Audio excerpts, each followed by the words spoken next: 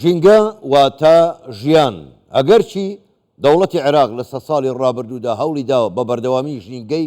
کوردستان تێک بدات، گوندەکانی ڕاگواستووە، کامیابی چۆر کردوتەوە، دار و دەوەن و باخەکانی بڕیوە تا گەیشتۆتە بەکارهێنانی چەکی قەدەغەکراوی کیمیاوی و هەتا ئەنفال و تا دوایی. بەڵام کابینەی نۆهەمی حکوومەتی هەرێمی کوردستان زۆر چاک دەرکی بەو ڕاستیە کردو کە ژینگەی هەرێمی کوردستان دەبێت جارێککە ببوژێنرێتەوە، چونکە ژینگە واتە ژیان. بۆ ئەمەش دیارە حکوومەتی هەرێمی کوردستان بەرنامە و پلانی خۆی هەبووە. ئێمە لە سەر ئەم بابەتە کە دوێنێش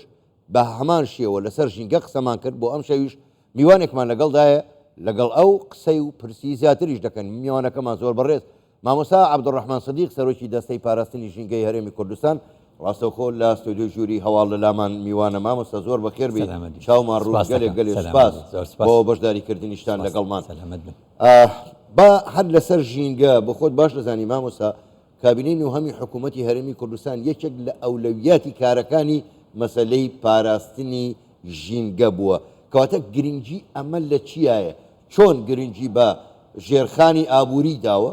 بە ژینگەش داوە؟ بۆچی گرنگە؟ ڕاستە ئێمە دەزانین مرۆڤایەتی بە بەردەوامی لە پێشکەوتندایە. بەڵێ ئەوەی نەتەوە یەکگرتوەکان لە ساڵی 1972 لە کۆنفرانس و کۆنگرەی ستۆکهۆڵمەوە بۆ پاراستنی ژینگە و بۆ دامەزراندنی بەرنامەی نەتەوە یەکگرتوەکان بۆ ژینگە دەستی پێکرد. لەو کاتەوە تا ئێستا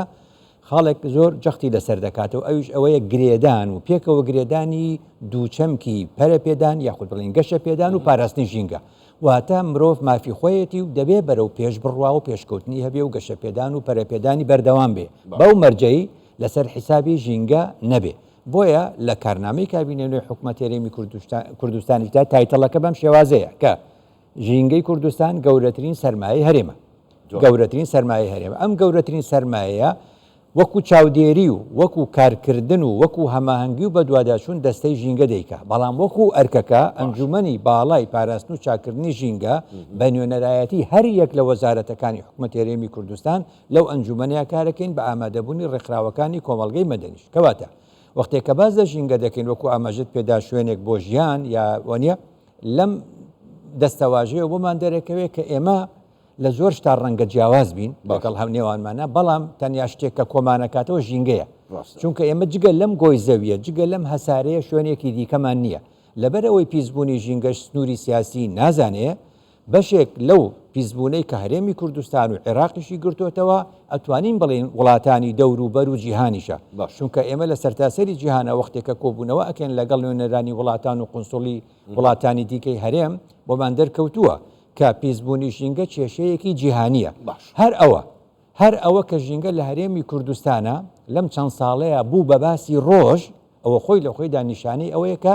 مەسئلەی هۆشیاری خەریکە زیاد دەکات. زۆر باشە مامۆستا، ئێوە ئاماژەتان بە خاڵێکی گرنگدا گوتان ئەو بەرنامەیە لەلایەن حکوومەتەوە دانراوە، بەڵام جێبەجێکردنەکەی لە دەستەی ژینگەیە. کەواتە ئەو تێک هەڵکێشە، ینی بەرنامەکەی حکوومەت کابینەی نۆهەم لەگەڵ ئێوە چۆن ئەم تێڵکێشەتان کردووە؟ بەڵێ هەر وەزارەتێک لە وەزارەتەکانی حکوومەتی هەرێمی کوردستان، هەموو وەزارەتێک بە بێ جیاوازی ئەرکێکی ژینگەیی کەوتۆتە سەر. باشە ئەرکە ژینگەیەکان لە لای دەستەی ژینگەوە بۆی دیاری کراوە. وەختێ بۆی دیاری کراوە دوو مانگ جارێک کۆبوونەوەیەکی خولی هەیە لە نێوان ئێمە و ئەو وەزارەتانە لە چوارچێوەی ئەو ئەنجومەنی کە پێی دەڵێن ئەنجومەنی باڵای پاراستن و چاکردنی ژینگە لە هەر پارێزگا و ئیدارەیەکی سربەخۆشە ئەنجومەنێکی تر هەیە تایبەت بەو شوێنە. لێرە بۆ ئەوەی ئەمە بەردەوامی هەبێ لە کۆی 4 پارێزگا و 4 ئیدارەی سربەخۆ کە هەمانە لە هەرێمی کوردستانە ئەمڕۆ لەم ماوەی ئەم کابینەیەدا 3 فەرمانگە کرایەوە: فەرمانگەی ژینگەی هەڵەبجە، فەرمانگەی ژینگەی سۆران،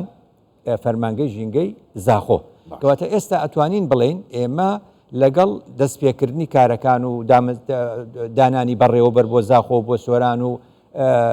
گرێبەستی فەرمانبەرەکانی ئەوانیش تەواو بووە. ماوەتەوە کردنەوەی فەرمی لە ماوەی ئەم 1-2 مانگەیە. بەم شێوازە ئەتوانین بڵێن سەرتاسەری کوردستان فەرمانگەی ژینگەی هەیە. باش مامۆستا، بۆ خۆت باش دەزانی و خەڵکیش تا ڕادەیەک باش دەزانن. بارزان، ناوچەی بارزان یەکێکە لەو شوێنانی کە دەتوانین بڵێن لە 100 تا 100 ژینگەکەی پاراستووە، هەم لە داروبار هەم لە پاراستنی ئاژەڵ و پەلەوەری کێوی. نمونەیەکی زۆر جوانە ئەمە چۆن نەقلی بکەین چۆن بیگوازینەوە بۆ تەواوی کوردستان بۆ ئەوەی خەڵکی کوردستانی چونکە بەرنمەکانی ئێوە بەبێ هاوکاری خەڵک جێبەجێ نابێ ئەم نمونەیە چۆن بگوازینەوە بڵێ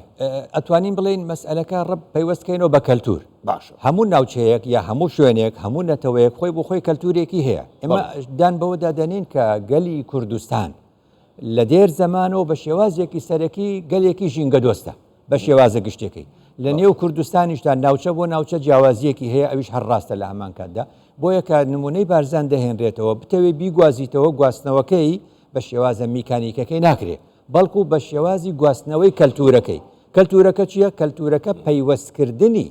پاکڕاگررتنی ژینگەیە بە دوو چەمکی گرنگەوە چەمکی ئاین لەگەڵ چەمکی نیشتیمان پەروەری واتە وەختێک کە من لەو خاکە دەڕوانم لەو ژینگەیە دەڕوانم لە ڕووی ئاینەوە تەماشای دەکەم شوێنێکی گەورەیە ئەم خاکەی کە من هەما لەسەر هەر بستێکی دەتوانم من کاری چۆندەڵێ پەرستی خۆم ئەنجام بم لە هەمان کاتیشدا وەختی تەماشای دەکەین ئێمە دەڵێن هەموو بستێکی خاکی ئەم کوردستانە دڵۆ پێخوێنی شەهیدی لەسەرە بە پیرۆز تەماشای دەکەین کەواتە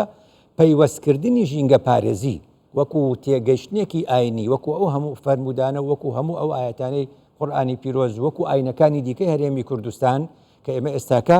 لەگەڵ وەزارەتی ئەوقاف و کاروباری ئاینی لەگەڵ بەشی پێکەوە ژیانی ئاینی لە سەروبەندی ئامادەکردنی کتێبێکین ژینگە لە ڕوانگەی ئاینەکانەوە هەر هەشت ئاینەکەی کوردستان تێکستی جوانیان هەیە بۆ ژینگە پەیوەستکردنی ئەم بابەتە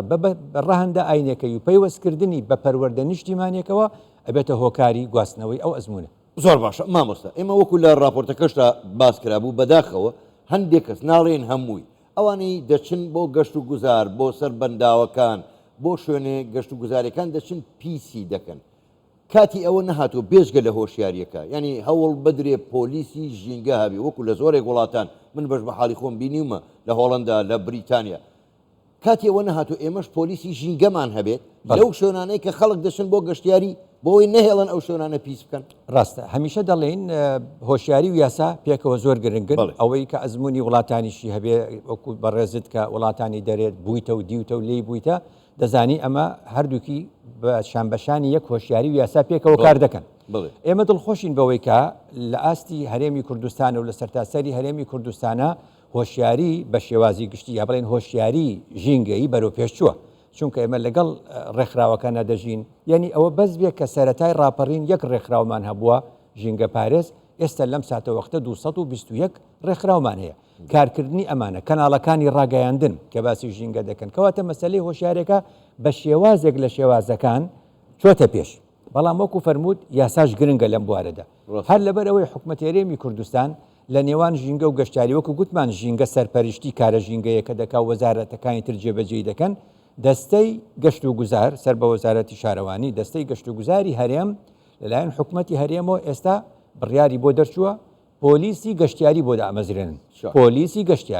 گەشتیاری بە جۆرێک لە جۆرەکانش پۆلیسی ژینگەی هەروەکو بەڕێز قایمقامی بیرمامیش ئاماژەی پێکرد ئەوە ئەبێتە هۆکاری چاودێریکردنی ناوچەکە زۆر باشە مامۆستا بابینە سەر بابەتێکی کە بۆ خۆت باش دەزانی یەکێک لە پاراستنی ژینگە یاخود هەوڵدان بۆ پاراستنی ژینگە ئەوەیە لە کابینەی نۆهەم هەوڵ دراوە بەنداوی زیاد دروست کرێ بۆ ئەو ئاوەی هەمانە بە فیڕۆ نەڕواکە لە کۆتایی دەجارش کە دەبێتەوە دروستکردنی یاخود پەرەپێدان بە ژینگە ئەم بەنداوانە تا چەند دەتوانێت ژینگەی هەرێمی کوردستان بپارێزە لە ڕووی ئاو و هەوا و هەموو شتێکەوە هاوبەشێکی سەرەکی و چالاکمان لە کاری ژینگەی وەزارەتی کشتتوکاڵ و سەرچاوەکانی ئاوە بەم پێەیە ئەبینی چالاکەکانیان لە بواری سەرچاوەکانی ئاوە زیادی کردووە بەچی بە دروستکردنی بەنداوی مامناوەندی و بچووک و پۆندەکان ئەمەش خۆی لە خۆیدا ئەمڕۆ جیهان بەرەو ئەوە دەچێت کە بەنداوی یەکجار گەورە سوودی نییە بۆ چونکە بێتە مای کۆمەڵێک کێشەی تر کە دوجار دروستە بێ بۆیە بەرەو بەنداوی مامناوەندی و بچووک دەچین کۆکردنەوەی ئاو لە سنوورێکدا جگەلەوەی بێتە دیمەنێکی جوان بە ناوچەکەدا جگەلەوەی ئاوی ژێرزەوی جارێکی تر زیاد دەکات جگەلەوەی بێتە مایەی ئەوەی کە پلەی گەرما بە جۆرێک لە جۆرەکان لەو ناوچەیەدا وەکو بڵێ دابەزێ لە هەمان کاتیشدا ڕادەی شێ بە جۆرێک لە جۆرەکان زیاد دەکات هەموو ئەمانە بەسەریەکەوە کە کۆ دەکەیتەوە بۆ ئێمە مەسئلەیەکی گرنگە لە حاڵەتێکی دیکەشدا کە ئەمڕۆ وشکە ساڵی بەهۆی گۆڕانی کەش و هەواوە تەنگی بە زۆرێک لە وڵاتان هەڵچنیوە ئەمڕۆ شتێک پیا بۆ زاراوەیە پێی دەڵێن دروێنەکردنی ئەو چۆن گەرممان دروێنە دەکرد دەبێت ئێستا دروێنەی ئەو بکەین بەو مانایی ئەوێ دڵۆپێک ئەو بە خەسار نەدەین لەبەرەوە لەم قۆناغەدا کارێکی باشە کە ئێستاکە ئاو کۆ دەکرێت. زۆر باشە مامۆستا کاتیشم زۆر کەم ماوە جەنابەت یەکێکی لە ئەو کەسانی کە ژینگە پارێزێکی خەڵک دەبێت چاو لە جەنابەت بکە ڕێنماییت بۆ خەڵکی کوردستان چێ ئەو هەموو ئازار و کێرەوەنیمان دیوە ئەو هەموو کوشت و بڕەمان بینیوە ئەنفالمان بینیوە ڕێنماییت بۆ خەڵک چییە هەم پارێزگاری لە سەوزایی بکەن هەم لە ئاژەڵ و باڵندەی کێوی ڕێنمایی جەنابەت چییە؟ ئەگەر بشێت ینی بەکو بڵێ لەو پێگەیە بم ڕێنمایی بکەم ڕەنگە ڕێگە بە خۆم نەدەم بەڵام هەر وەکو هاوڵاتیەکی کوردستان و وەکو ئەو هاوڵاتیە بە ڕێزەیکەوە هەمومان پێکەوە وەکو تاکێکی کوردستانی لەسەر ئەم خاکەیە ئەژین ئەوە کە کۆمان دەکاتەوە من هەمیشە دەڵێم ژینگەکەیە لێرەدا هەمیشە گوتومە ژینگە ئەو شوێنەیە کە دوژمنایەتیشی تێدا نییە واتە لە ساتە وەختێکدا ئاوی ئەو ژینگەیە پیس بێ خاکی پیس بێ هەوای پیس بێ جیاوازی ناکا لە نێوان حیزبی جیاواز و لە نێوان نەتەوەی جیاواز و ئاینی جیاوازە ژینگەمان هەیە و مرۆڤیشمان هەیە کەواتە دوجارە بێ بزانین هەر ئەوە ڕاستە کە بڵێن ئێمە گۆی زەویمان هەیە ئێمە ئەم هەسارەیەمان هەیە کە تاقانەیە نەک هەر تاکیشە بەتەنیا تاکە و تاقانەیە هەتا ئێستا ئێمەی مرۆڤ هەتا ئەم ساتە وەختی قسەی تێدا دەکەین جگەل لەم هەسارەیە شوێنێکی دیکەمان بۆ ژیان نەدۆزیوەتەوە جێگرەوە بێ کەواتە دەبێت بەدەم و بەدەست و بە هەموو شێوازێک لە خەمی پاراستنی بین. زۆر باشە زۆر بەڕێز مامۆستا عەبدوڕەحمان سەدیق سەرۆکی دەستەی پاراستنی ژینگەی هەرێمی کوردستان گەلێک سوپاس بۆ بەشداریکردنتان لەگەڵمان سوپاس بۆ ئێوە شەوتان باش.